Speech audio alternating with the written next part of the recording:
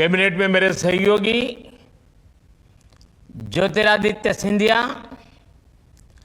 और इस समिट में शामिल हो रहे देवी और सज्जनों, इंडो जर्मन पार्टनरशिप में आज एक नया अध्याय जुड़ रहा है। भारत के TV9 ने फ्राउ एफ बे, स्टुटगार्ट और बाडेन व्यूर्टेम्बर्ग के साथ जर्मनी में इस समिट आयोजित की है। मुझे खुशी है कि भारत का एक मीडिया समूह आज के इंफॉर्मेशन युग में जर्मनी और जर्मन लोगों के साथ कनेक्ट करने का प्रयास कर रहा है।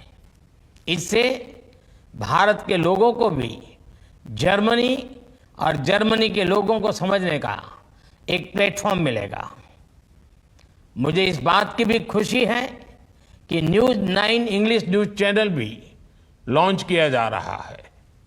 साथियों, इस समिट की theme India Germany our roadmap for sustainable growth है और ये थीम भी दोनों ही देशों की रिस्पॉन्सिबल पार्टनरशिप की प्रतीक है।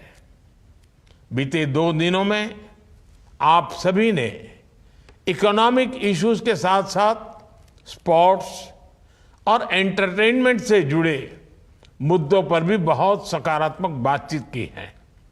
साथियों, यूरोप जियो पॉलिटिकल रिलेशंस और ट्रेड एंड इन्वेस्टमेंट दोनों के लिहाज से भारत के लिए एक इम्पोर्टेंट स्ट्रेटेजिक रीजन है और जर्मनी हमारे मोस्ट इम्पोर्टेंट पार्टनर में से एक है।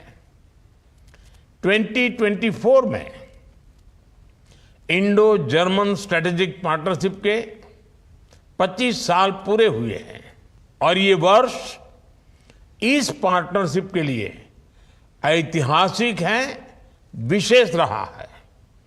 पिछले महीने ही चांसलर शोल्ज अपनी तीसरी भारत यात्रा पर थे।